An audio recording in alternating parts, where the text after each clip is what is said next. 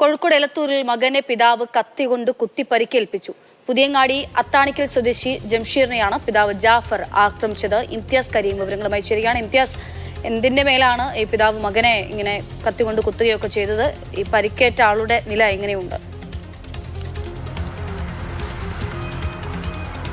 അക്ഷയ, ഇന്ന് വൈകിട്ടോടെയാണ് എലത്തൂർ അത്താണിക്കലിൽ ഇങ്ങനെയൊരു സംഭവം ഉണ്ടാവുന്നത്. ഈ ജംഷീറും, അതായത് മകനായിട്ടുള്ള ജംഷീറിന്റെ പിതാവ് ജാഫറും ഇരുവരും മത്സ്യത്തൊഴിലാളികളാണ്.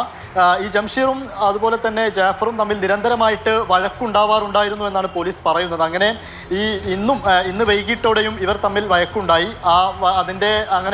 ഈ വഴക്കിന്റെ ഇടയിലാണ് ഈ ജാഫർ കത്തി ഉപയോഗിച്ച് പരിക്കേൽപ്പിക്കുന്ന ഒരു സാഹചര്യം ഉണ്ടായത്. കഴുത്തിന് 15 സെന്റിമീറ്റർ നീളത്തിലുള്ള ആഴത്തിലുള്ള മുറിവാണ് ഉണ്ടായിരിക്കുന്നത്. അതുപോലെ തന്നെ വയറിന്റെ ഇടതുഭാഗത്തായിട്ടും കാര്യമായ രീതിയിൽ മുറിവ് പറ്റിയിട്ടുണ്ട് എന്ന് പോലീസ് പറയുന്നു.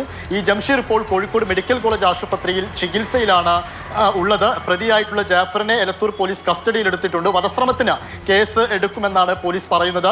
അതായത് ഈ ജാഫർ എന്ന് പറയുന്നയാൾ, പിതാവായിട്ടുള്ള ആൾ, ഇടയ്ക്ക് മദ്യലഹരിയിലൊക്കെ വീട്ടിലെത്താറുണ്ട്. ഇതുമായി ബന്ധപ്പെട്ടാണ്, അങ്ങനെ മദ്യത്തിന്റെ ആസക്തിയിലൊക്കെയാണ് പലപ്പോഴും തർക്കങ്ങൾ ഉണ്ടാവാറുള്ളത്. അങ്ങനെയൊരു തർക്കത്തിന്റെ അടിസ്ഥാനത്തിലാണ് ഇത്തരത്തിലൊരു അക്രമത്തിലേക്ക് പോയതെന്നും പോലീസ് പറയുന്നുണ്ട്. കൂടുതൽ അന്വേഷണം ഇതിൽ നടത്തി വരികയാണ്. അക്ഷയ.